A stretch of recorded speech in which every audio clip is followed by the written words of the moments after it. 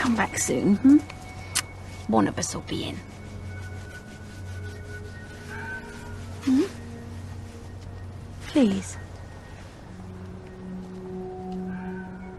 Yeah, I will. Good. Ooh.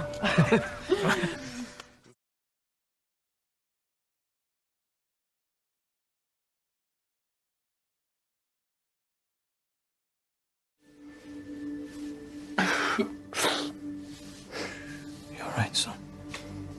You're all right.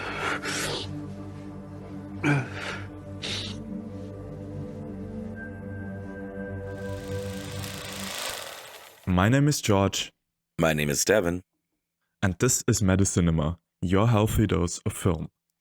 Today we're going to discuss two adaptations of the same book, a 1988 Japanese adaptation and a British new one. But before that, we have a handful of movie news that happened pretty recently. First of all, there's been an update to the news we discussed last week relating Coyote vs. Acme. This is kind of difficult to verify, but online personalities in the film world have apparently been messaged with enough proof by an unnamed group that supposedly got their hands on a complete cut of the movie without watermarks, and they basically are trying to pressure Warner Bros. Into releasing it or selling it. Otherwise, they will just leak it online and Warner Bros. Will not make a penny from that. But the movie will be out there. So the one thing that we mentioned last time around that could be a possible saving grace for this piece of art, that someone hacks into the servers and just steals it, basically. Apparently, exactly that happened. Do you hope it's good or do you hope it's kind of terrible? Like, I like the idea of it being a good movie. I want to see a good movie, right? But there's something almost sweetly ironic about if it, finally comes out and it's like god awful. It's like Space Jam remake, Shaquille O'Neal movie type bad. It would be hilarious. We shelved this for a real reason. Let's hope it's good. There's not that much more to say on this news, honestly. But I thought it was a fun little update. We'll keep you guys up to date for the Coyote vs. Acme lore and how that develops. Another small news that we can shortly mention is apparently Tom Cruise is in talks for both the next Quentin Tarantino movie, so the last one, his 10th, The Critic, I think is at least the work in progress title.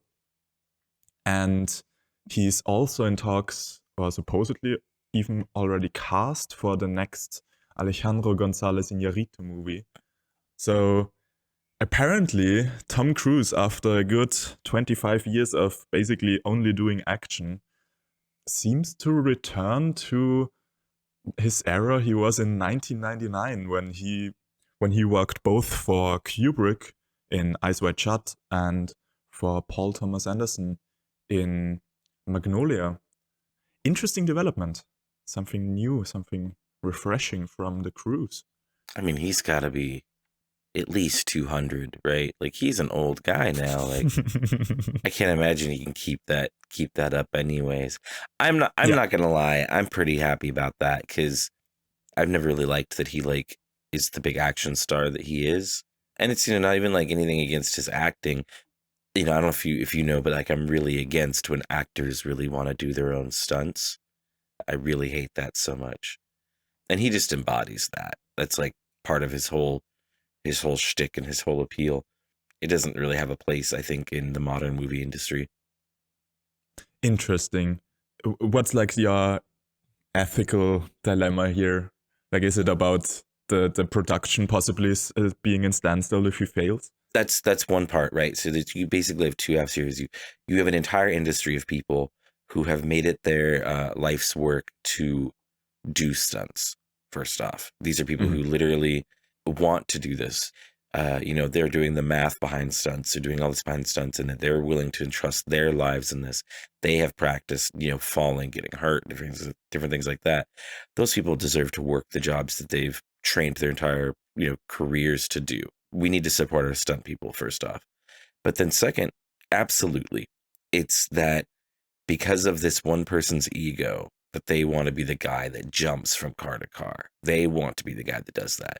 That they're willing to put on hold, sometimes upward, 100 people, 200 people's job to just maybe it's just going to stop because I got to heal my broken arm. And that's, I'm not okay with that. It's just egotistical. There's very few cases I think it's ever really worked. Like, Jackie Chan kind of gets a pass because there aren't other people who can do what he does. Mm-hmm. Maybe not anymore. He's pretty over that era of his life as well. But, people couldn't do what he did. That's what he was specifically famous for. But when you look at something like Tom Cruise, there's nothing that makes Tom Cruise special for being able to jump car to car or whatever. He's not doing something that's only Tom Cruise can do. He just wants that on his resume, basically. He wants that on the movie trailer. I can see that, yeah. Ironically enough, you could make the point that only he can do it because only he has the power in Hollywood to actually get people to agree to that. But yeah, I absolutely get what you mean. Yeah, I just mean only physically, Yeah. One more little update, little news, and another news from Warner Bros. After they shelved a bunch of stuff, we now have something where I actually have to applaud them a bit. They revealed the budgets for both the next Paul Thomas Anderson movie that is made under their wings and the next Bong Joon-ho movie, being 115 million for the Paul Thomas Anderson one and 150 million for Bong Joon-ho's next movie. So those aren't franchise movies. Those are really just auteur-driven movies. And it's been a while since those insane budgets were ever given to something like that. So I'm not sure if it's gonna pay off, but I'm happy that we're gonna experience those movies and that those filmmakers are getting the chances to put their hands on so much money. Yeah, I'm pretty happy with the Bong Joon-ho decision because he's making the kind of movies I want to see. I guess is really what it comes down to, right? Between things like Snowpiercer and even The Host, he does these really interesting action-y sci-fi films, and I really like those. And I'd love to see what he could do next. As far as Paul Thomas Anderson goes, I'm not really feeling that one. Looking at PTA's filmography, because I had to really sit there for a second to think, what have I even ever seen by the guy? And I've only ever seen one of his movies ever, apparently. Really? That's an Inherent Vice. And oh man, but that's generally considered as maybe worst film. okay. I'm a little lying. I have watched There Will Be Blood before. Okay, yeah, but that's probably the slowest one, and you're not really into slow art house. You chose the two worst ones. So it's real slow stuff. But then Boogie Nights is whatever. I've probably seen all of Boogie Nights in pieces over time, but not in one go. I tried to watch Punk Trunk Glove once, and it wasn't for me. Licorice Pizza looks atrocious. I guess my question, looking from the outside, it really seems like PTA works well with story and characters, and I don't really know what a big budget is going to do for him. Me neither. He, looking at his career, he has basically 20 years of small to medium-sized budgets. His first movie was $3 million, then 15 million, but starting from then, pretty much every movie was in between $25 and $40 million budget. So not small movie budgets, but he never had a shot at a big budget. And I'm really interested as to, he probably wouldn't ask for a big budget unless the source material or the script asks for it. He has to have something in mind with that money, So I'm looking forward to find out what it is. How'd you feel? How'd you feel if it came out? It was an animated film, and that's why it was so much, because he wanted to do a CGI movie. I mean, I would love that. I bet you would. I know how you feel about animation. Because not only do I love animation, But funnily enough, there's also a Bong Joon-ho animated movie in the works. So it's been announced since forever. I don't know if it's been shelved. Maybe it's not gonna happen. But there's if you look for untitled Bong Joon-ho animated movie, you're gonna find some concept art online. But Mickey 17, to just quickly go back to the Bong Joon-ho thing. Apparently a sci-fi movie. I didn't look into the plot or something. I don't wanna. Oh, so it's announced what he's doing. Yeah. That's with Robert Pattinson. It's gonna be called Mickey 17. I think it adapts a sci-fi book. Okay. But I didn't look into the plot. I don't wanna spoil myself. Oh, I found it right here. Yeah, Mickey 17. We have production stills from it already. Yeah, there was a weird back and forth with that movie because production stills have been out there for a while, and then there was this news of it being shelved and the movie might not happen. And now recently we got an update of, okay, the movie is gonna happen, but it's gonna release later than initially planned, with early 2025. And now we got the update of, and it's also hella expensive. Yeah, I like the plot. I like the plot list here. I won't announce that, but I like it. Awesome. Very cool. Yeah. Looking forward to that one. Let's get into it. The first adaptation of Strangers. The Discarnates is the 1988 adaptation of the 1987 release novel Strangers by Taichi Yamada. In this adaptation, it follows a successful screenwriter named Hidemi Harada working through his recent divorce, losing his only friend and the producer of his films after he asks permission to date his ex-wife. He himself lives in an almost empty apartment building with only a second inhabitant, a young lady in which he begins to have a romantic relationship. In the midst of all this, he tries to find some peace by visiting his childhood home, where he magically finds his deceased parents still alive and well at the same age he lost them, and now currently around the same age as he is himself. By the end, he has to let go of his parents' ghosts, only to realize that his love interest is just another ghost herself. What did you think about this flick? Yeah, quick background info for the listeners. With this one, since both of those films adapt the same book, they are roughly the same story. There's some striking differences for sure, but since I watched All of Us Strangers first and followed it up with this movie, and Devyn has it the other way around and watched this first before watching All of Us Strangers, we both have, let's say, uneven notes. My notes are mostly for All of Us Strangers, and Devyn's notes are mostly for this movie. So I had an interesting experience, but I still would like you to start talking about your experience going freshly into this without having any prior knowledge about the story itself. Okay. Yeah. So, not doing comparisons yet or like that. First off, the movie's really interesting because when we first meet these two characters, the main character, Hidemi, and his friend, you're almost given the impression that there's a love interest between them. They are so close. They're like putting food on each other's plates at a restaurant or something. They're like, they are insanely close together. And I really thought that was something alluding. And then, you're kind of backslapped by this guy really politely being like, hey, I know you just divorced your wife. Literally, you freshly just signed papers, it seems like. Can I date her? Is so oddly backhanded. And there's something so funny like about, every culture has ways that they deal with politeness. A great example, funny games, is a really big play on how far can somebody take politeness. Yeah. So it's really funny that, in this very Japanese way, he's just like, absolutely, go ahead. And just that's all you can do because he's got to, be polite about the situation. I thought that was really, really interesting. And then he immediately just decides, how do I write this into an episode of a show? Yeah. How can I translate this into a show? And I immediately was like, well, that's probably why the wife left him. It makes sense.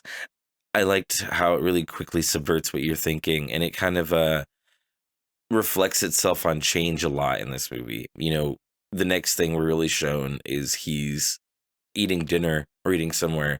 at a restaurant and he's just kind of scarfing the food down, and he stops for a second and looks, across from him, and there's this old man just eating really, really slow. And, he decides to kind of, I'll do that. And he changes his mindset a little bit. Mm-hmm. There's a couple different things to this movie that kind of reflect that, him like changing pace or changing things to be, reflect differently. And I like that was a big theme. That's interesting. I didn't actually pick up that much on it. But yeah, for sure, the silent, quiet little scene where he just eats slower after watching this man staring him directly into the eyes and trying to be, I guess, respectful and to the food or whatever it was in that moment that he really thought about. But I want to go back to the thing you said about that he instantly rewrites the scene basically after the dialogue had happened. I thought it's an interesting portrayal of something that I believe everyone does to a degree, where you're like maybe standing in the shower and all of a sudden you think of a former conversation you had and you come up with this great witty response you could have had in that moment, which you obviously didn't, and how the dialogue could have ran a different course. I thought it was really interesting, this idea that obviously the screenwriter who's making a living from portraying human interaction in a day-to-day setting, that he would particularly be extreme regarding, rewriting his own experiences. Yeah, that's something I haven't quite seen portrayed in a way like that before. That was super cool, yeah. Yeah, I enjoyed that. It's also an interesting way for a character like a screenwriter to, not particularly trauma, but to, I guess, work through difficult experiences. It's an interesting approach, for sure. So that's interesting because I didn't actually notice that he was rewriting it. I thought he was just retracing everything he did really quick and trying to take note of all of the things that had just happened so he could put it in his show. I didn't notice that he was rewriting it. Yeah, he made slight changes and it left to another ending of the dialogue, basically. Okay, that's fair. That's fair. Then that almost even reflects more because, okay, just tapping back real quick on what the guy eating, right? Mm-hmm. I took this as the guy wasn't looking at him at all. The guy was staring straight through him. He wasn't looking at anything. He was living in his moment. He was eating his food and he was enjoying his food and just experiencing his own moment. And I think a lot of the like reflections of this movie are this guy re-evaluating his own moment and trying to relive it, or trying to we'll get there later with another example I have with the drinking and choosing to keep drinking with the lady. But I feel like a lot of moments in this movie he stops, reevaluates, goes, no, this is my moment, and kind of like lives it and doesn't care what else is happening. And I think that all starts with him watching that man do that. Yeah, I haven't thought of it before, but it absolutely makes sense, There's definitely this general sense of nostalgia or living in the past, basically, and how you can't constantly live in the past and have to kind of move on is like a major theme in this. So it makes sense that those little moments fit into that. Yeah. So then I want to touch a little bit on, it's not, as impactful of the story or anything like that, but I really liked these details. The next thing we basically see in this movie is the theater scene, the scene that kicks everything off. He's in Asakusa, and he goes to the Engai Hall, which is like a famous Yosei theater where they perform rakugo. And it's like this really, really, really, really strict style of storytelling in which you have a single storyteller sit on like a big stage in front of everybody, and they tell a story with like two characters only, and they perform the entire thing with a fan and a cloth, and that's it. That's the rules. It's literally the entire thing. Every person does the same thing. Different stories. They're always comedic. It's almost like stand-up comedy. Yeah, it seemed a bit like it. Yeah, but you're telling a story of two different people, but one is a cloth and one is a fan. And it's always that. That's always what it is. And I don't really know what the significance of that is, or if they were just trying to be like, hey, it's Engai Hall, because it's a really famous Yosei theater. Like in books, a lot of characters are authors, or in movies, a lot of characters like movies. It's kind of a callback to that. I kind of wonder if that's this director's way of being like, hey, theater, motherfucker. Do you live it? I had a completely different note on that whole theater scene where he first encounters his dad. Mm-hmm. When I was watching it, to me, it felt like a comedy, stand-up comedy kind of set something. And it starts off like that, but then it transforms kind of into a magical act. You know, there's this magician then on stage and does like tricks. I'd assume now, knowing all of what you just said, that it's kind of representative more of probably the story the guy on stage told might have been about a magician, and that was that.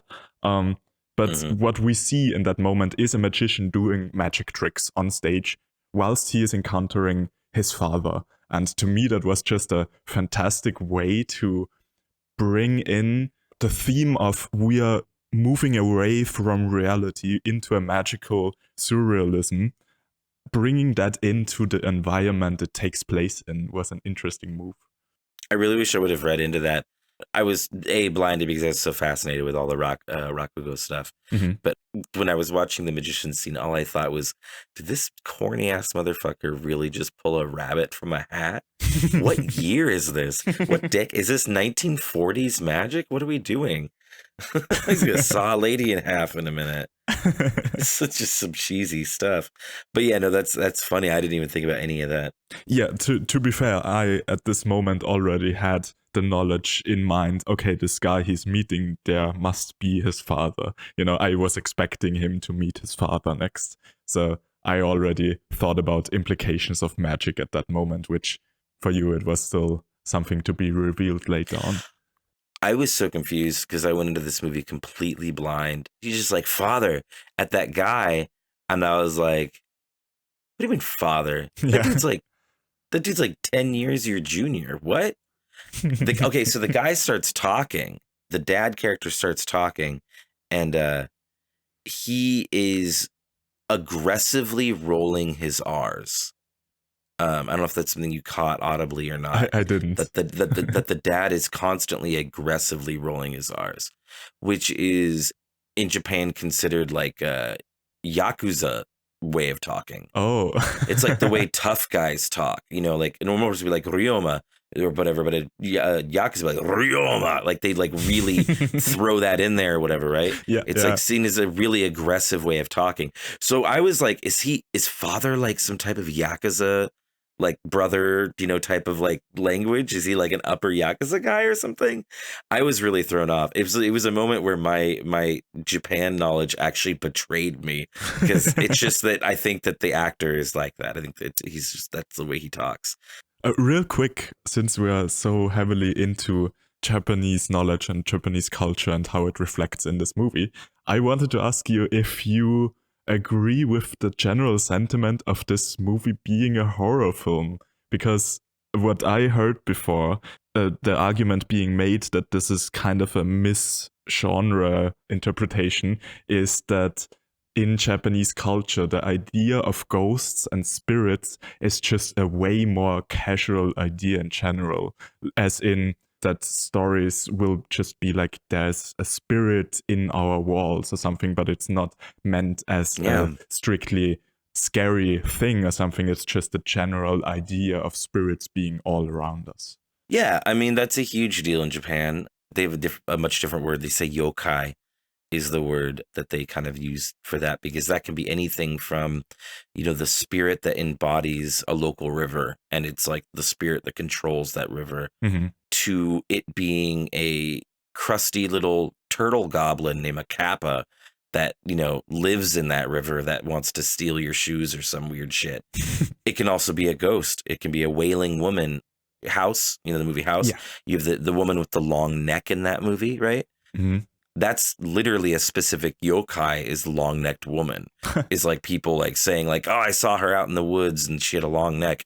Like vampires, werewolves, ghosts, and all that stuff would be considered yokai. It's just kind of the way of saying like paranormal creatures, right? But they're all spirits at the same time.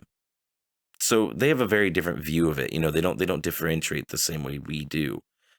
I think this is horror as far as Japanese horror goes, honestly. It kind of is. Okay.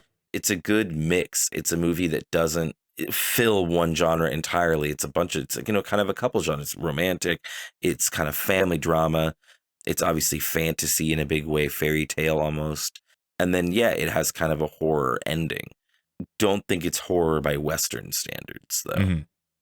So interestingly enough, despite Japanese culture being way closer to spirits and ghosts in general, you'd still consider it within Japanese framework. You would consider it horror, and in our framework, you wouldn't. In Western framework, we really are more concerned with how much of a piece the genre takes up. You know, if it's only 10 minutes of the movie is horror, that ain't horror to us. You know what I mean? Mm-hmm.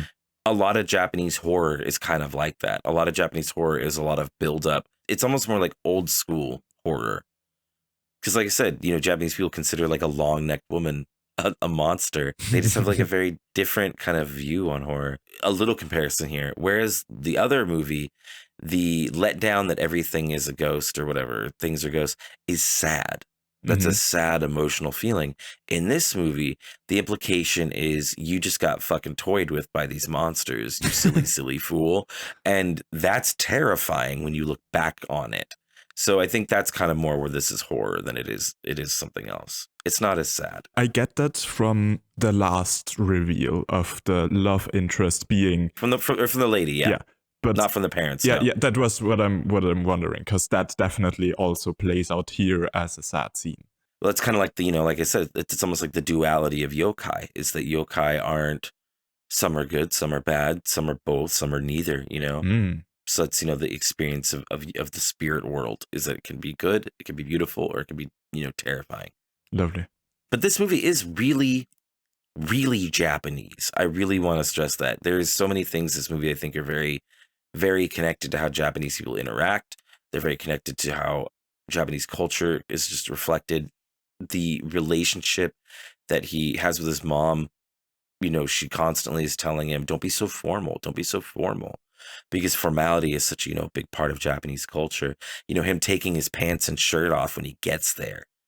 It's just, it's a very Japanese film. It is a little hard to not do small comparisons, right?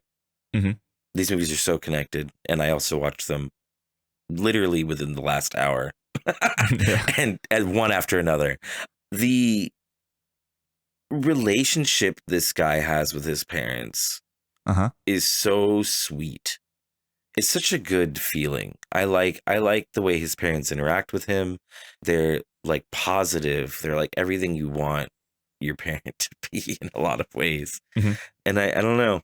It's it was really rough to see the other flip side of this, the other movie. I really preferred the parent relationship in the other movie. Not that I felt like it's the better relationship, or like, as you said, if you could choose your parents, it's how definitely they the more would be. toxic relationship, yeah. But I wouldn't call it straight up toxic, the other relationship. It's just, to me, it felt more nuanced and more real. There is real problems in there, but they truly love each other and they try to overcome their problems within that. Again, this is speaking of someone who just watched another version of the story, already had the plot points in mind, and had certain expectations going into, you know, the first meetup of them or the second meetup of them. I had a different way how this would play out in my mind, so I expected some things to happen. And with this version of it, I often felt like, particularly in those scenes with the parents, but also with the love interest, that it almost lacked conflict, where I was like, yeah, this is all nice, but you know, there's kind of nothing to learn, nothing to overcome, or nothing to really struggle with here, whilst I felt like the other adaptation had conflict in those scenes and had a beautiful way of coming around to them and, you know, coming out as a better person, I guess. I mean, you're not wrong at all, because this one is conflict free. I can see in the way that, you know, looking at the other parents and it being this deep, there's a real fucking issue happening with the other parent, you know? It's hard stuff. This one is just like, it's playtime. They are just being happy and they're just having some beer together. And man, they have a lot of beer in this movie. I think that it works in this movie because this movie's more of a mystery in certain parts too.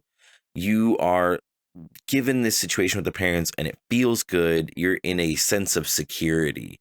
And then you find out like that the guy is like aging or something. Something's happening to him. And it's the chick telling him, hey, you need to stop going to those people because they're killing you. Right? Yeah. It lulls you into this false sense of security that they are the problem, which, you know, of course you find out it isn't. It's her. She's the one doing it. And that's what's scary is like, it's almost like, you know, you've been tricked into the parlor and you're being fooled while they take advantage of you. You know, that's scary in its own way. Mm-hmm.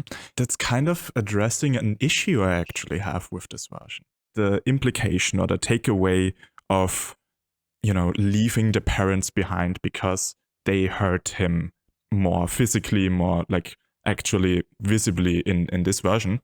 To me, that was, from a messaging standpoint, an interesting thing to talk about. The way it plays out, it implies that by him not letting go of the past, not moving on from his dead parents, he suffers and he can't really experience new things. He has problems in his real life because he is constantly just going back to the past, going back to the things that he just can't seem to move on from. And that's a very real problem people face. And by making it kind of this twist ending here with, oh, it's actually her fault and she is just a witch or a monster or whatever, and she did this to him, it takes away from that message, you know. It almost goes back and was like, well, actually living in the past was the good thing. He just dated a monster and everything with the other side was fine. It betrays its own message, I feel like. That's fair. You're not wrong in any way. I think that the difference is that with this one, it's not trying to make a message. It's trying to tell a story of two yokai experiences on one person.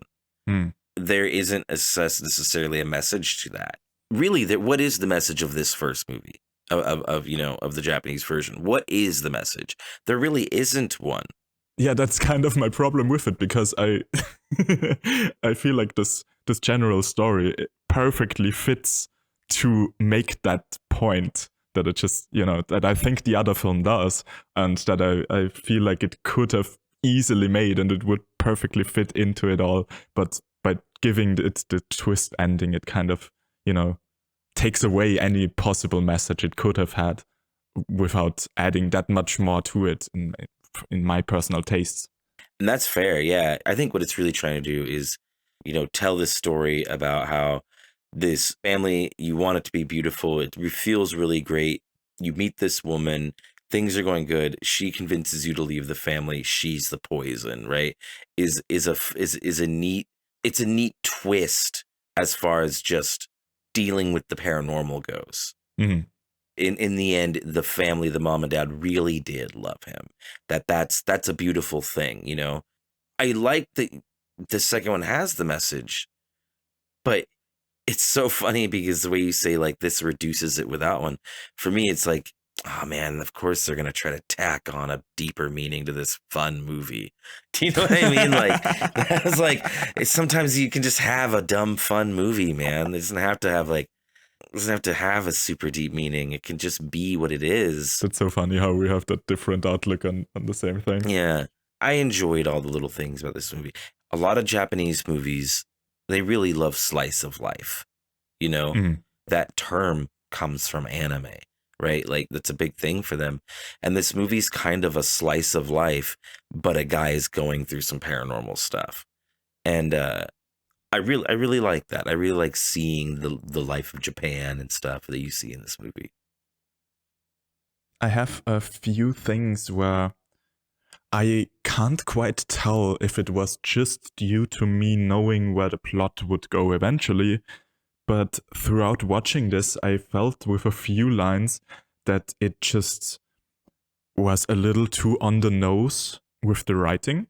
Okay. For my taste, at least.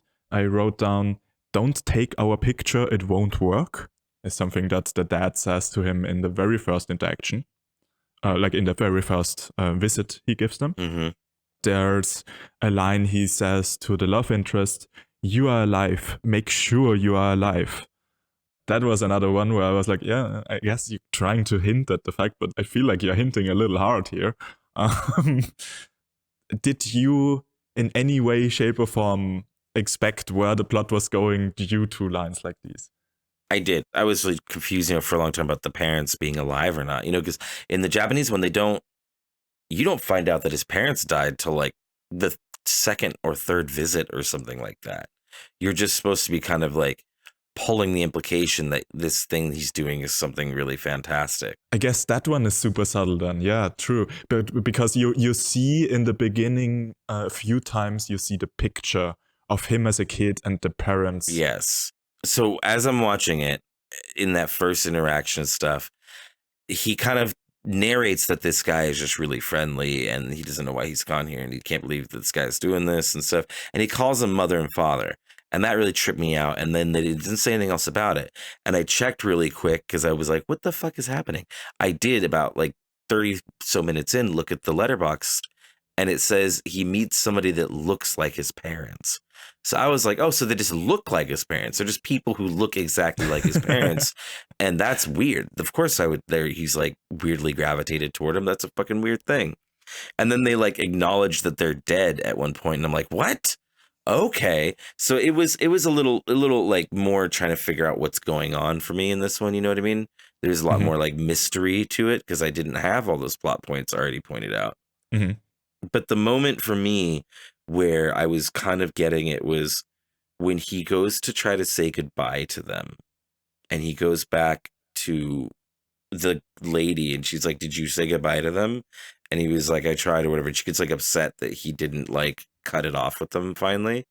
I was like, man, she's the one doing this, isn't it? She's killing him. Turns out to be true. So that's cool. I want to touch real quick on talking early about how he has these moments where he decides to change his direction and live in the moment and do something different. She asks basically to sleep with him, and he just dead dog stares her down in like one of the most rough, cold rejections I've ever seen. Just stares at her, and she's like, oh, I've misread the situation. Like, so awkward. It's so uncomfortable, right? But then he immediately just goes, you know what? I bet if I got drunk enough, I'd still fuck you. And she's like, all right. And I thought that was one of those moments where he kind of like stops and goes, you know what? I'm going to live in this moment, and I'm going to do for this moment. Mm-hmm. I didn't pick up on that at all. You know what? I don't know if this is true, but there might be something to this. I wonder if part of the message of this movie is that you should respect and understand and cherish the past and not live in the moment, because living in the moment, it's irresponsible. Because Japanese culture is a lot different than a Western culture. You know what I mean? They're a lot more about respecting your heritage and your ancestors and not being selfish in the moment time, you know? That being said, is Buddhism not at all present in Japan? Like Buddhism? Yeah, at least Zen Buddhism, and like there's a few that are very specific about living in the moment and living in the now. Like there's variations to Buddhism, obviously. So I was wondering is that not at all in Japan present? Japan's three major religions are Shinto, Buddhism, and Confucianism. I'm not too well versed on this, but in quite a few variations of Buddhism, I know that living in the now and being present in the now is very much the focus of it. It could just be that he doesn't live by that and he represents the other side as a filmmaker. I more mean like with the family, he's talking, he's engaging, he's learning about his past. They're telling him stories and stuff. You remember, like that's their focus, is they're talking about like what happened to them and various things like that. The experiences he has with the love interest are almost purely lust based. Mm-hmm. You know, they don't drink beer calmly at a table in a traditional way and eat. They like get wasted by the bottle. Remember, they have like bottles of whiskey or whatever at some point. True. Yeah. it's not as much like living in the moment, I guess is a bad way to put it, but being overly indulgent. Okay, yeah, that makes more sense. Yeah. Just real quick, apparently Japanese Buddhism, the major branch is called Jodoshu Buddhism. It's a very specific Japanese Buddhism. Okay. There was another line that I wrote down where I wondered if it's just due to translation or if that also works as the same phrasing in the original Japanese. And I guess we won't get an answer here now, but I still wrote it down. He says at one point, I have a girlfriend now, a real nice girl. And I wonder if that word real in there was meant as the double meaning you could look at it in the English translation, in the subtitles at least, with him, talking about a real nice girl and he just means she's a nice girl. But in reality, it's kind of a comment on her not being a real girl. Maybe. I always have a hard time with subtitled movies and trying to read into the exact phrasing of stuff. Mm-hmm. I don't know. There was a couple moments in the movie where I felt like they said specific things. And, I don't speak Japanese. I'm not like, you know what I mean? But I know some words here and there, enough to like catch some stuff.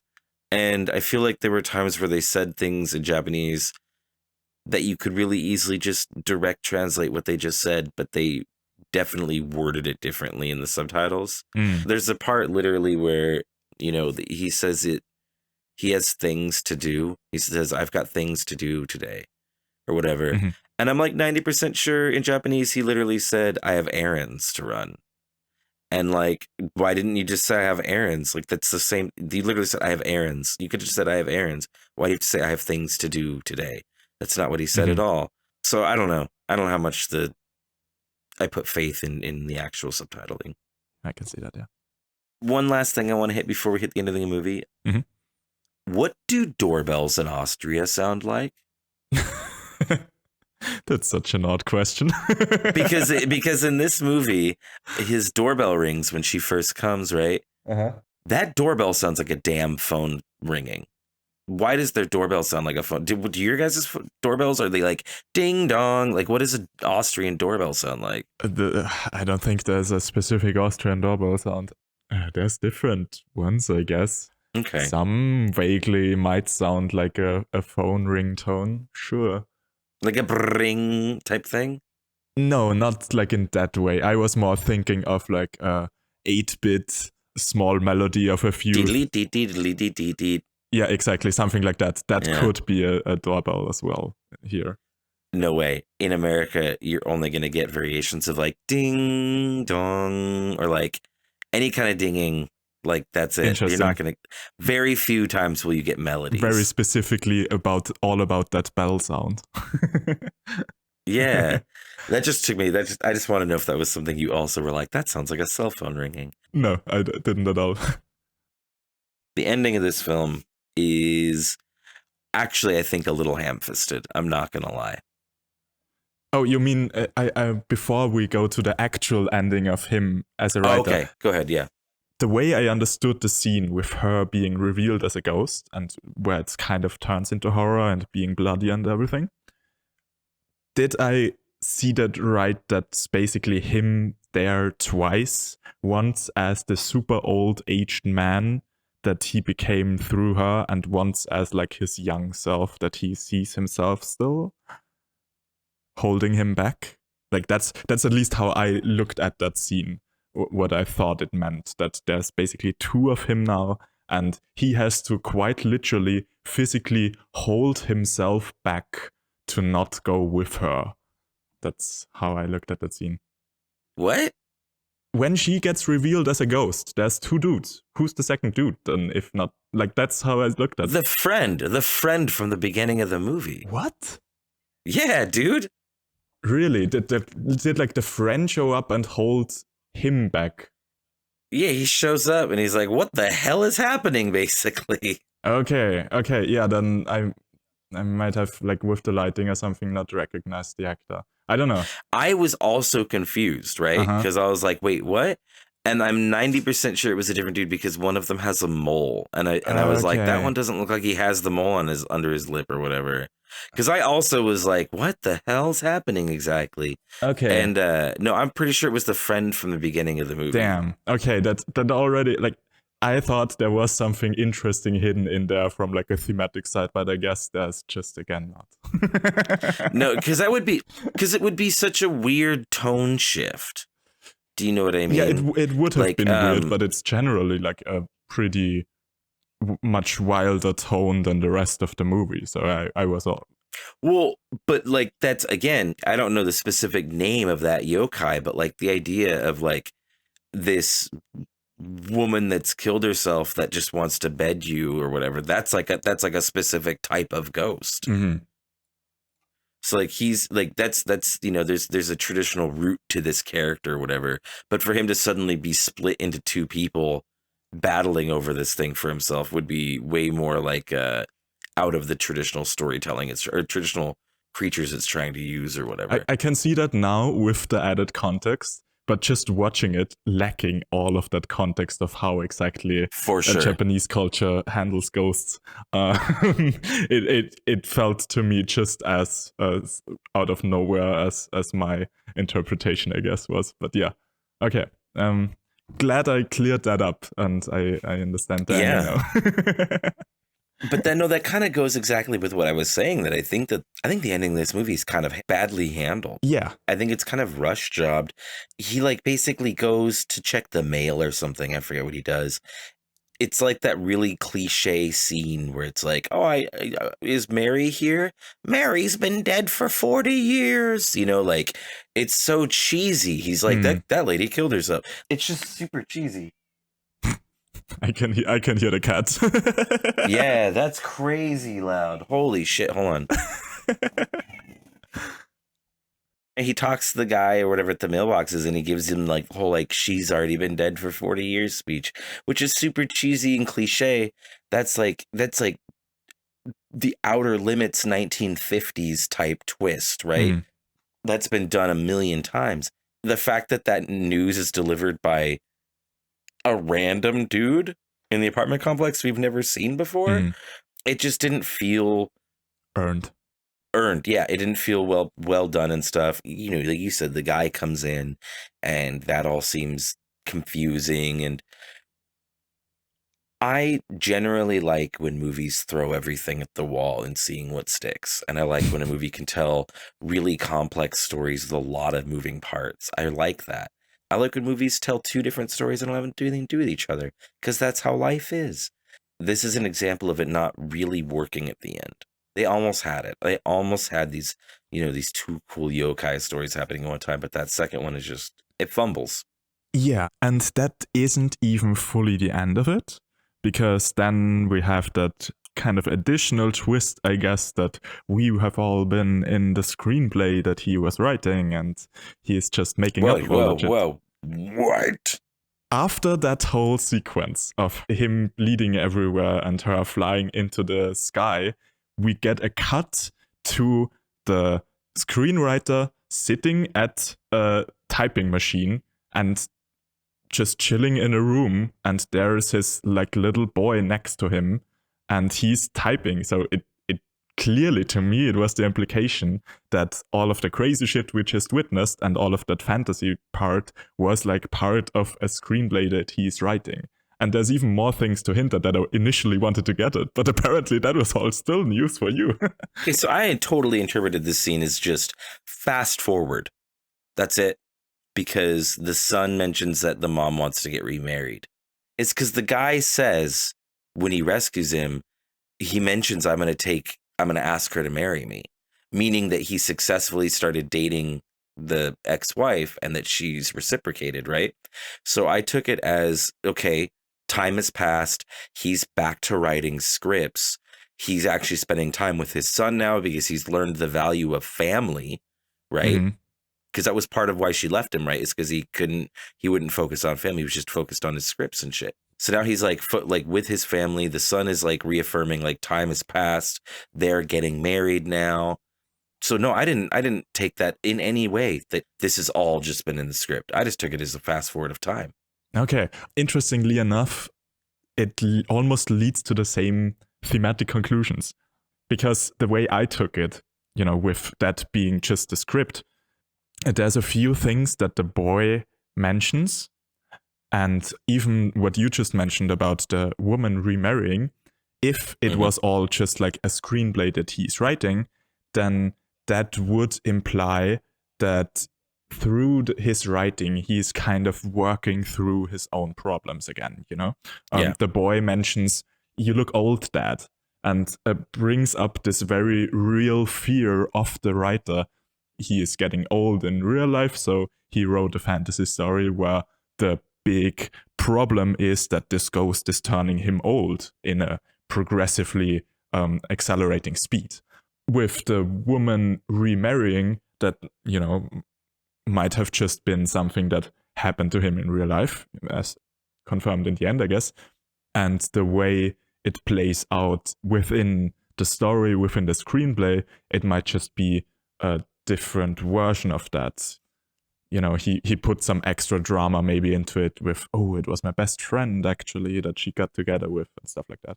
That might not be the complete reality of things. So I took it all as a more, we just saw a fictionalized version of the struggles and of the real trauma and problems this character faces in his life.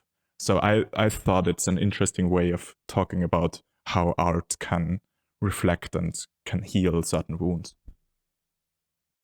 Interesting. Which even in your interpretation could still be true, because if it's just been some time has passed, then he kind of is working through trauma, more specifically, more real trauma, I guess, through his writing right now. So it's kind of the same takeaway, just very different versions of what actually happens. I didn't even see him as writing through his trauma. Absolutely, not at all. I didn't see that as anything. I just saw it as like him writing again. He's just writing again. Yeah, he's just back to writing again, back to writing TV scripts or whatever. I liked, however, one last little note from my side, the way it kind of brings in the next generation into the whole story by letting the boy pick up the picture of his grandparents and asking, okay, so who's that kid in the middle? Is that you, Dad?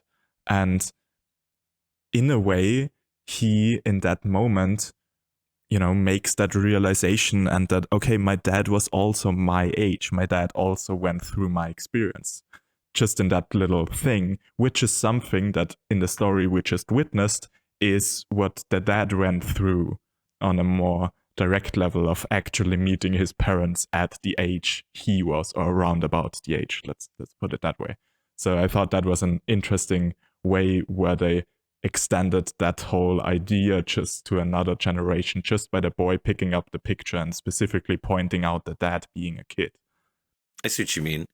That's a much deeper way to look at it than I just took it as like, this guy hasn't really interacted with his own parents for so long. He hasn't had that picture up ever because he hasn't, thought about them that way.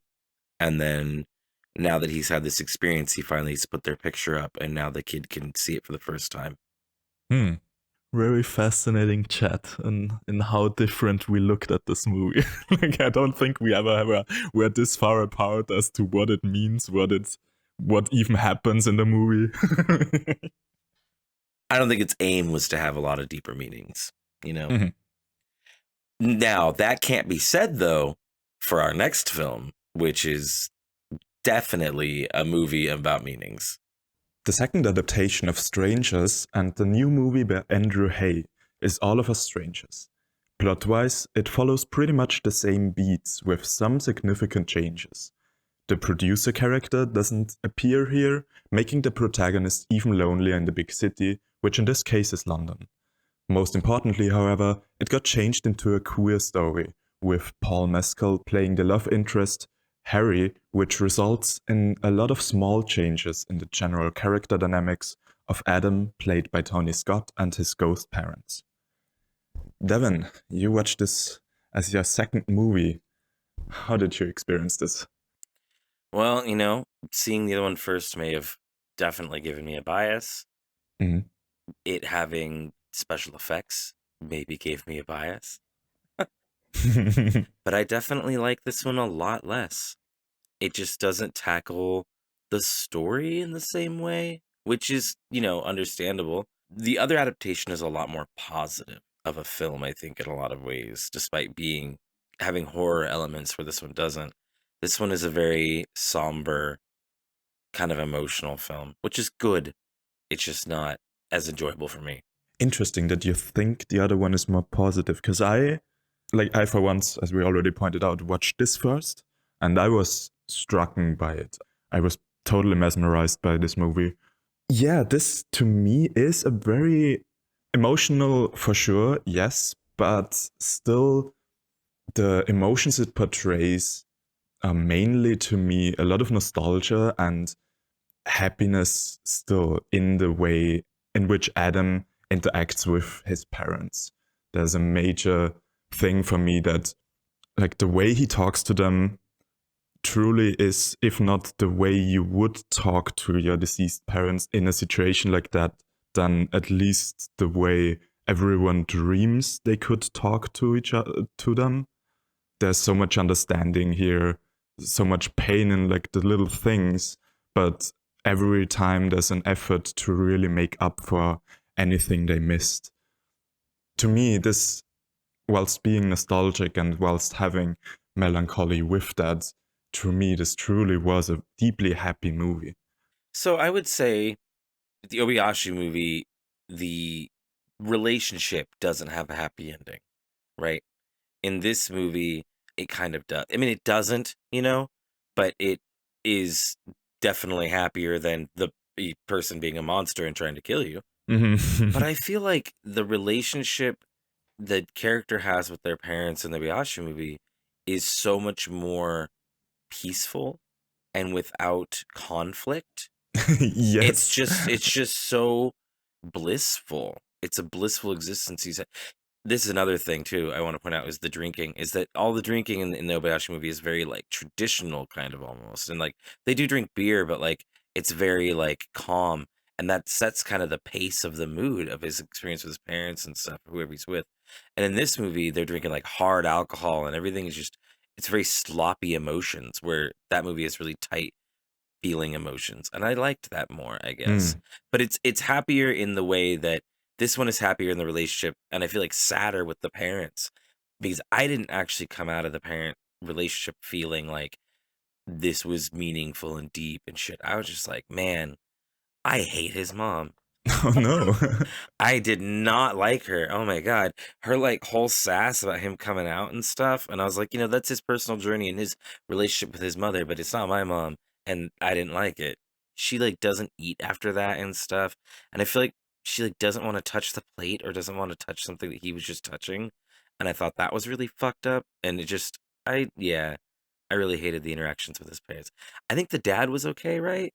He like reconciles with the dad properly, right? Yeah, for sure. But in my mind, he also for sure reconciles with the mother. I definitely get that she was, in the very first moment, she was absolutely shocked and devastated almost about her son coming out. But not only is that obviously probably in the 80s a very, real experience that people had to go through when coming out to their parents. Mhm. It also still felt like she was finding her way around it and accepting by the end of it. Some of those things you just pointed out are to me strength of All of Us Strangers that I felt were empty almost in the Japanese film. The second time Adam visits his ghost parents here is when he comes out to his mother. In the Japanese movie by Obayashi, the only real conflict in that scene is that he doesn't want to stay for dinner. Mm-hmm. He needs to get going, and that's what she's angry about. Here there is actual conflict, there is actual character development set up that pays off, in my opinion, later on when she comes around. There's more to engage with. There's more, for sure, more conflict, but I'm kind of here for actual story and not just hanging out, I guess. I get that. I absolutely get that. Like watching the Japanese film made me love this way, way more. I repeatedly, when watching the Japanese one, had the experience of me opening up the notes again for All of Us Strangers, going back to that and adding little anecdotes and notes of how they differ. As I said, like that scene with the mother, I just realized when watching the Japanese one, oh, there just isn't any conflict. And I didn't realize that it was changed into a queer narrative in All of Us Strangers because it so perfectly fits in there. All of the little interaction differences within the story perfectly mend into the moments where I felt like there is a lack of context in the original. It doesn't feel forced upon in any way, in my opinion. It felt like as if it was meant to be like that all along. And that's kind of incredible to make such a major change and have so much nuance in all of those little scenes that it ends up feeling like that.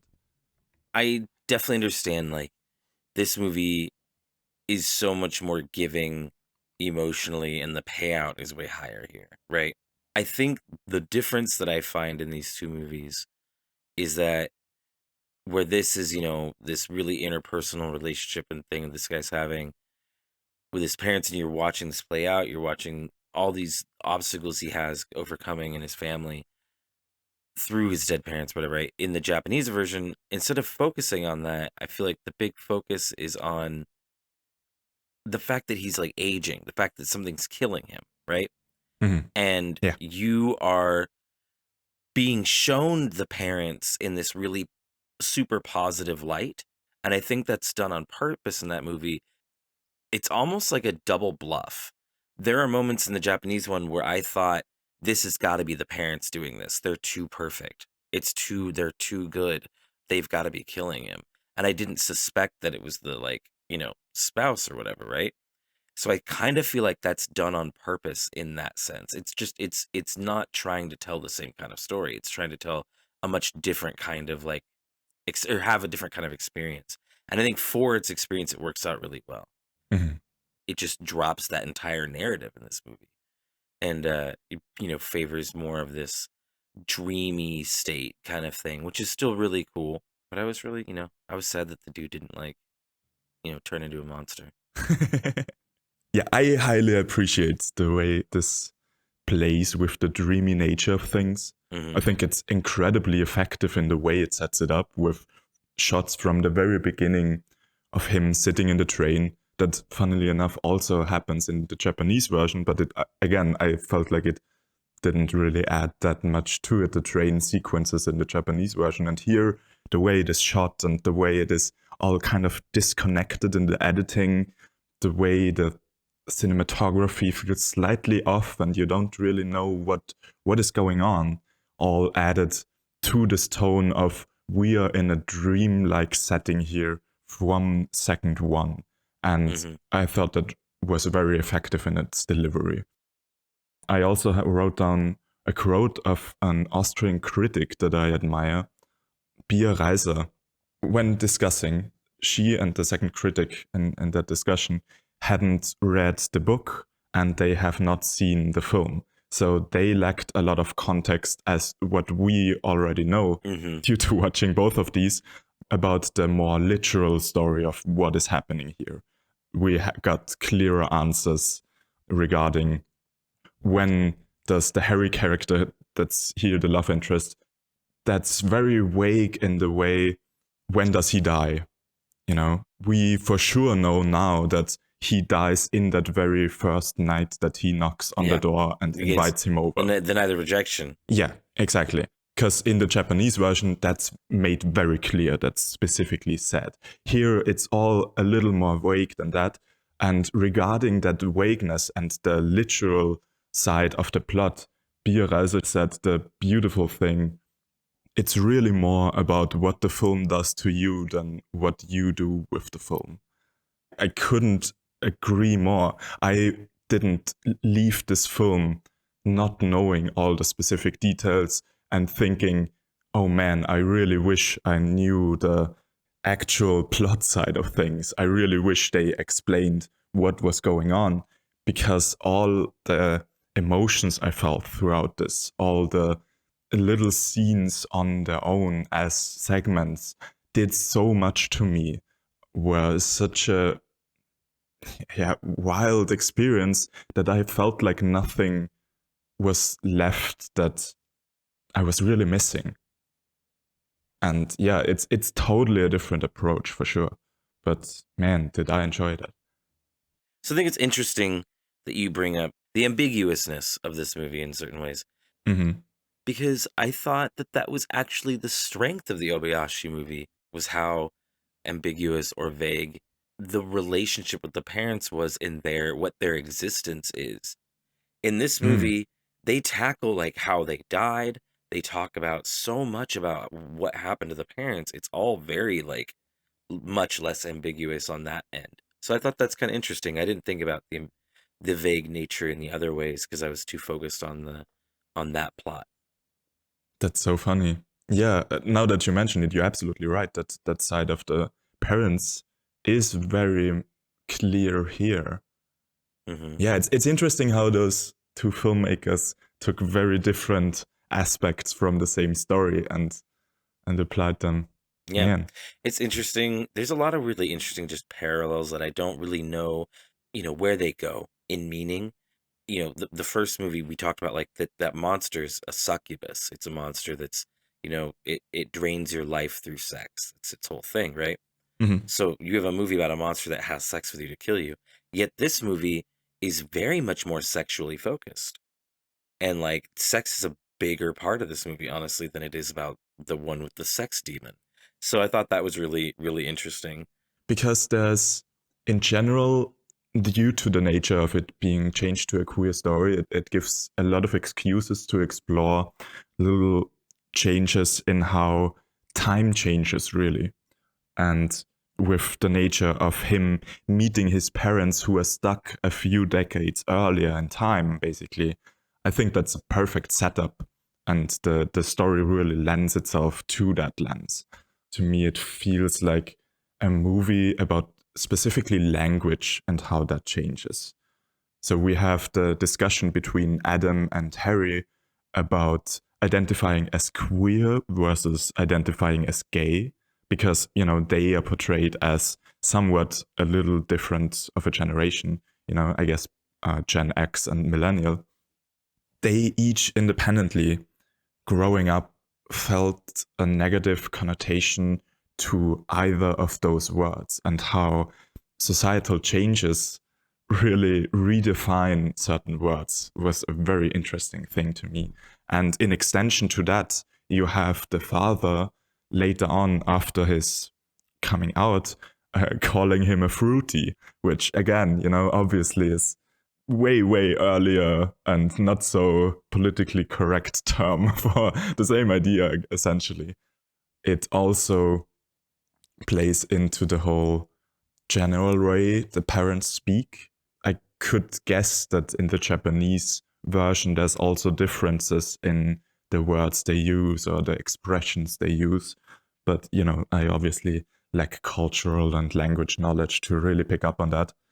We talked about how the dad uses a lot of rolled R's and has like a really specific like macho man dialect in that movie. Mm-hmm. Yeah, but is that really like a change in time? Is that a way which Japanese people used to talk more and now it's not so common anymore? I don't know, because that's the kind of stuff that's like counterculture almost. Like macho man talking was popular in the 70s here. Not a big thing in the 60s, really. Porn star mustache, Thunderbird doing cocaine guy in the 70s. That's like a big thing. I don't know. But there's just, I don't know in Japan. I just know that about the accent and what it means. Yeah, true. I think the way the dad gets introduced here and the way they stumble upon each other is fascinating, particularly with keeping in mind that it got changed into an LGBTQ story. Here, he kind of stumbles upon him in the park. The dad looks at him from a distance with his like massive mustache and, follows him around a bit. And it almost came off to me as a very cis and not, particularly educated in LGBTQ ethic, I guess. Etiquette, Yeah. To me, it came off almost as if the dad was someone interested in Adam, and as if he is very cautiously trying to approach Adam without being too direct, in a society where you kind of have to hide your sexuality still, and trying to really approach him without making it too obvious in case he is not queer or whatever. I thought that was a genuine great misdirection up until the point when you find out who that person actually is and that it is his dad. Which is fairly quick after they get to the house, isn't it? Yeah. You get that information pretty quickly. That is interesting, despite the monster thing and stuff, just the focus being so different with the parents is so interesting. I knew beforehand that it was based on a Japanese book, so I picked up on quite a few things that I felt like were honoring Asian traditions, more specifically honoring Asian culture through movies. This film, with the producer character not being around, Adam basically has no friend at all, other than Harry once he meets him. He's really alone and just sitting there in his room writing to him by himself, basically. The movie opens with a beautiful shot of looking into the window, but the window reflects, so we see the city skyline mainly, but we still see a vague obscured face of Adam behind that, and really opens on this idea of being all alone in the big city and the loneliness of this, which is a genuine, often recurring theme and idea in Asian cinema. Particularly, I had to think of Wong Kar-wai with stuff like Fallen Angels or Chungking Express. Additionally, on a visual side, you have a lot of neon light, which also plays into the Wong Kar-wai stylistics. On a very opposing idea, it felt very Edward Yang to me. Stuff like Yi Yi or A Brighter Summer Day. They are really just slow going through life movies with occasional very deep insights into life and thoughts on life. And I felt reminded of that a lot here, which I generally don't really feel reminded of in Western movies all that often. I feel like that's a very Asian film quality in its own. And one final thing, very directly in a plot side of things, they drink Japanese whiskey all the time. So I did not notice the Japanese whiskey. That's cool.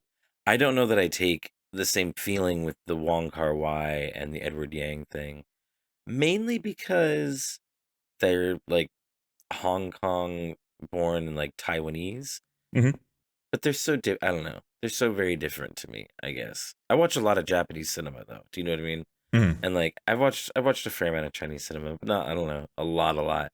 But I do understand, even in a lot of Japanese cinema, Tokyo is a huge part of Japan. It's not even a city, it's a megapolis or whatever it's called. That is, that is a big part, and it's very neon as well. So I mean, I can definitely understand what you're poking at for sure. Mm-hmm. The color scheme in this movie is really cool. It's very purple from what I remember. Yeah. I have that thing I call violet horror, when horror movies use that like purple and pink tints a lot. It's like kind of a thing in the last like 4 or 5 years that a lot of horror movies have started to do. It was another thing that made me think this was going to kind of lean toward horror, and it didn't.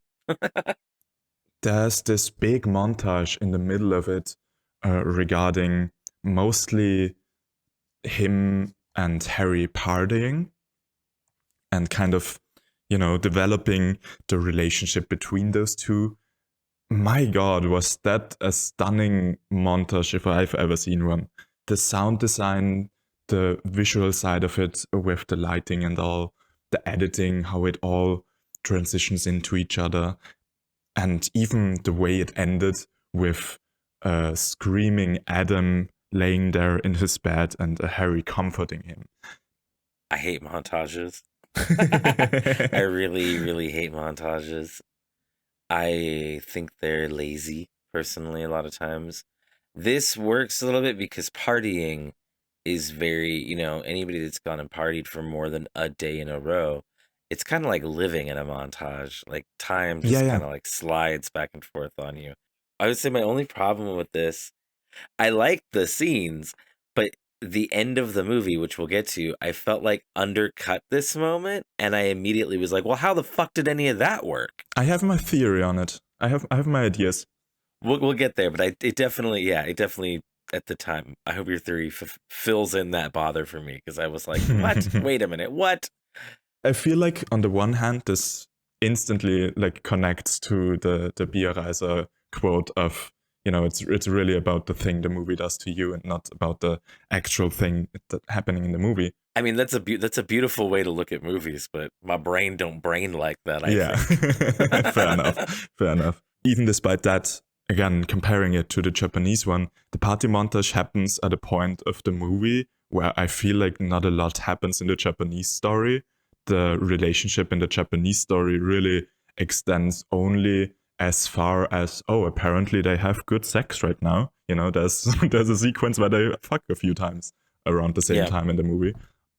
With the age gap here, and again, the queer side of things, it allowed them to explore a new theme, kind of, where they discuss HIV here in the movie and the general fear a certain generation of queer people had to grow up with, and a certain distance they grew to sexual experience and to, partying wild and then ending up in the bed with someone or something like that. Whilst the Paul Mescal character, whilst Harry really grew up kind of after that and after the big HIV scare was gone. And through that, it allows Adam to really move past that fear.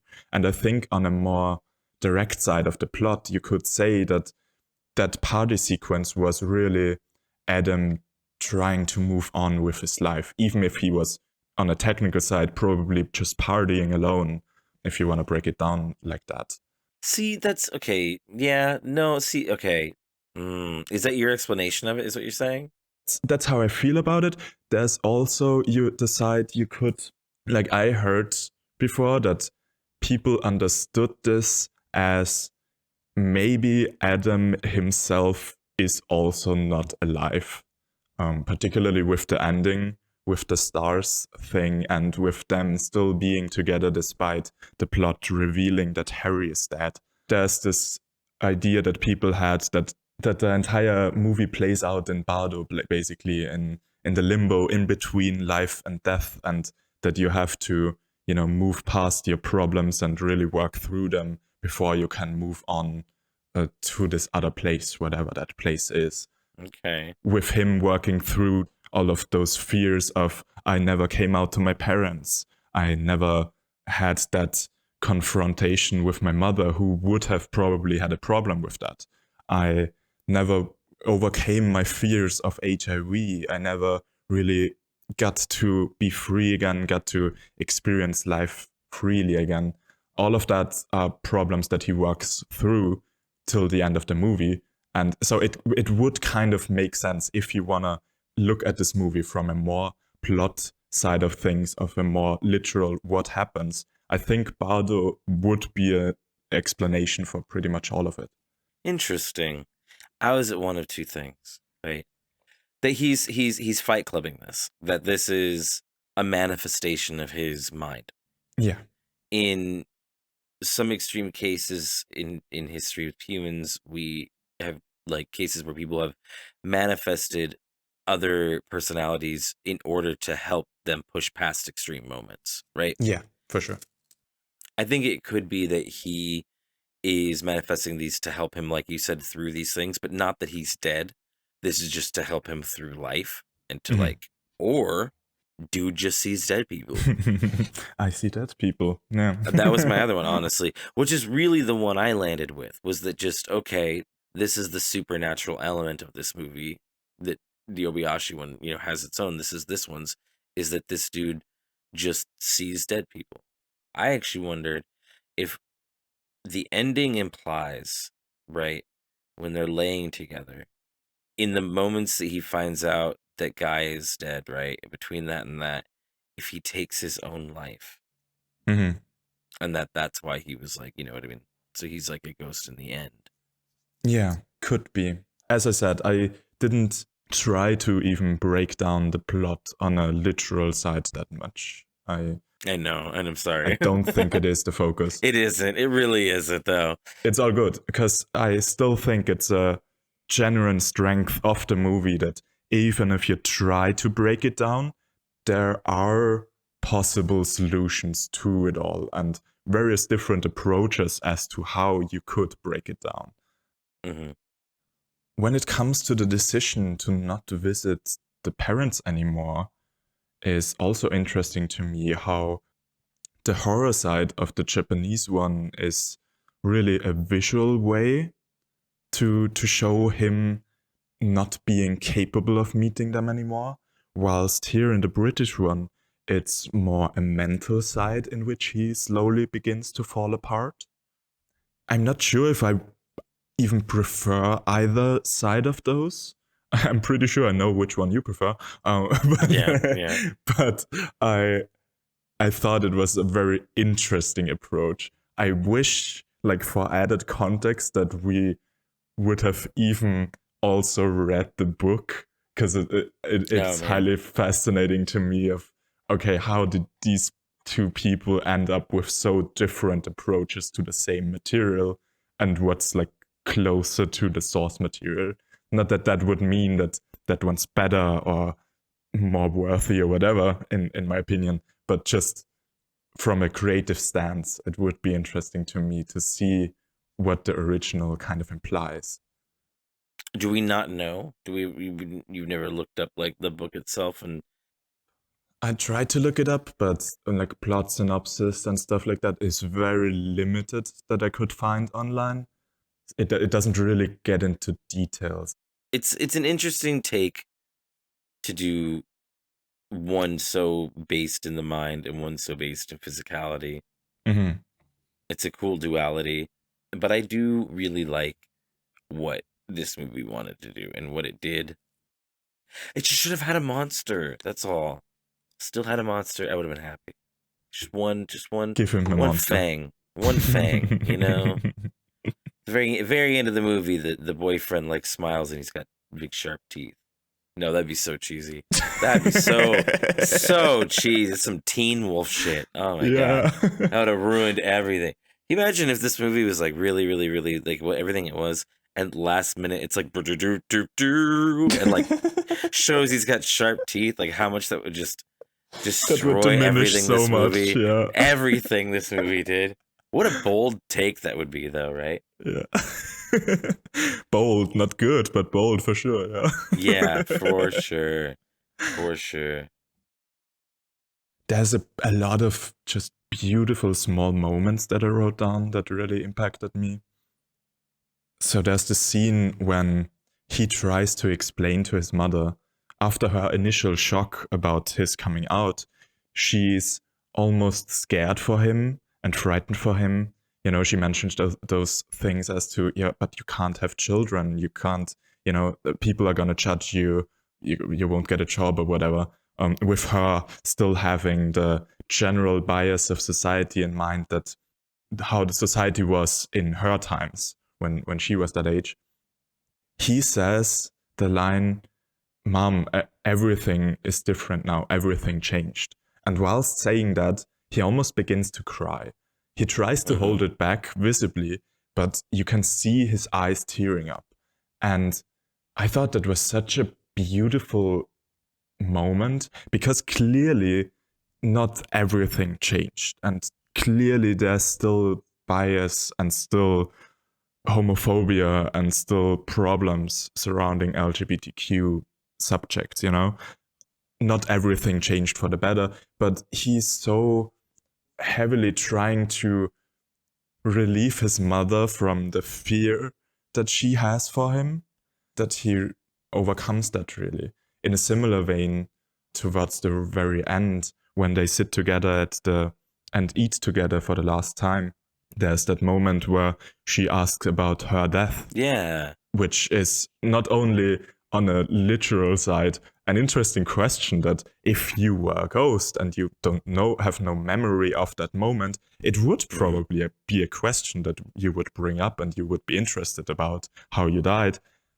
And I fucking love how, as awful that sounds, how he just lies to her and says, yeah, no, you both died instantly and peacefully. You've had no pain at all.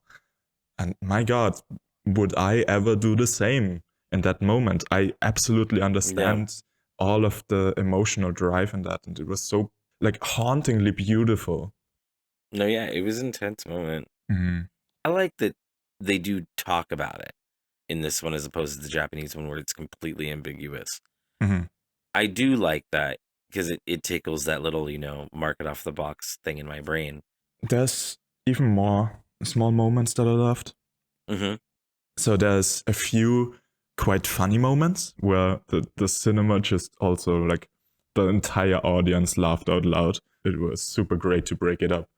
So one of them being the dialogue he has with his father after coming out to the mother, and him saying stuff like, yeah, I wasn't too surprised, to be honest. You were never good at throwing balls and catching them. and Adam obviously correctly points out, oh, Dad, that's such a old stereotype. You shouldn't say something like that. It's so out of date. To which the father just replies, so can you catch a ball? And it's just like straight up no. Yeah, I like that part. That was super funny. It was so funny.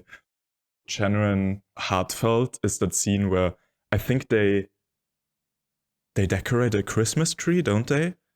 I just remember that Adam sits down on the floor and comes off as the small child in the scene, whilst a song plays on the radio, and I don't quite remember what song or the lyrics of it, but I know that the mother sang along and kind of apologized pretty much to him through that song.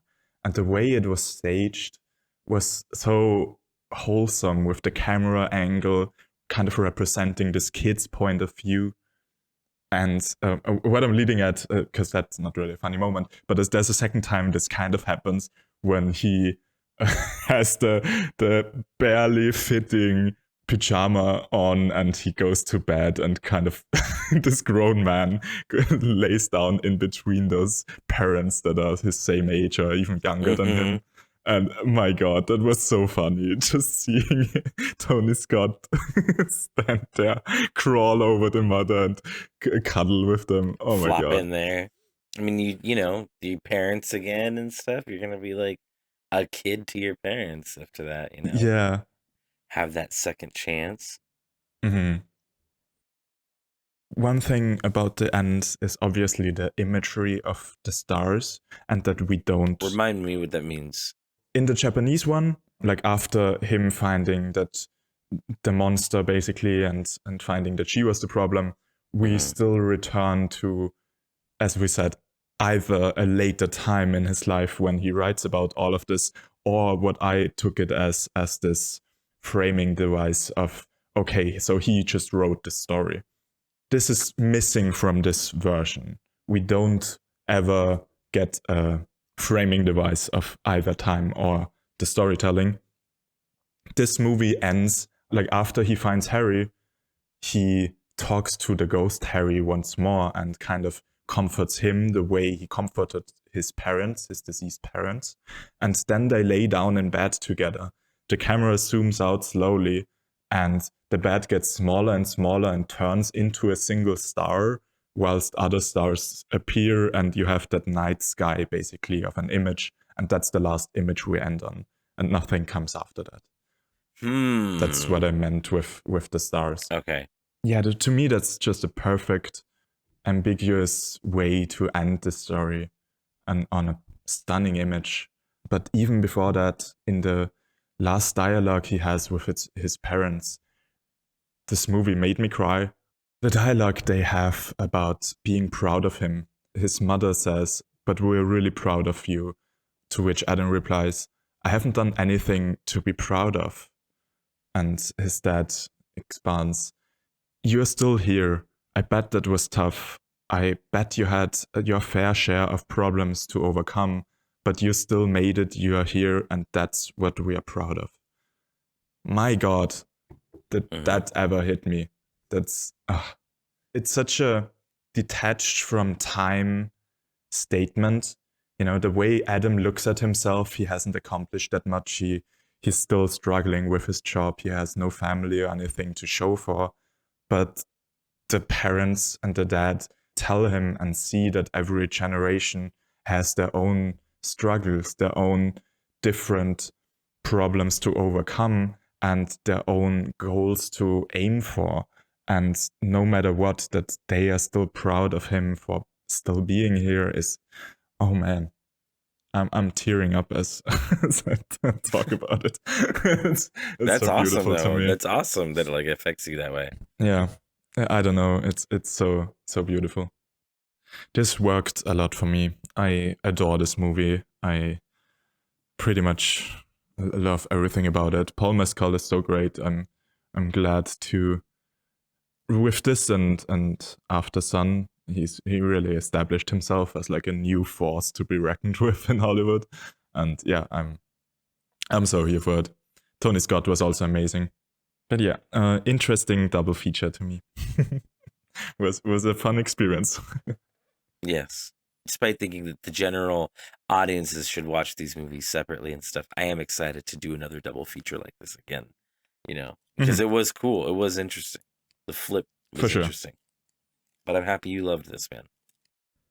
For the next episode, your prescription is made up of 2 unorthodox movies relating to World War II. First, The Zone of Interest, the new Jonathan Glazer feature film. It is an odd family drama surrounding the family Höss, infamous for the father Rudolf Höss, who managed the Auschwitz concentration camp during World War II. Despite this, Zone of Interest is not a strict classical war movie and uses it more as a backdrop to put the family drama into an extreme contrast. It is another movie starring the great Sandra Hüller that we talked about in Anatomy of a Fall, alongside Christian Fiedel, and won 2nd place at the Cannes Film Festival last year, just behind Anatomy of a Fall. Our second prescription is the 2019 satire Jojo Rabbit, Taika Waititi's adaptation of Christine Lunen's novel Caging Skies. At its core, it's a coming-of-age story about the difficulty of growing up during war times and the malleability of children through propaganda. It's the debut acting role for Roman Griffin Davis as Jojo, and also stars Thomasin McKenzie as the hiding Jewish girl, and writer-director Taika Waititi, who plays Jojo's imaginary friend and his interpretation of Hitler. If you don't want to get spoiled for either of these movies, watch them before the next episode 2 weeks from now. I'm George. And I'm Devyn. And this was your Medicinema.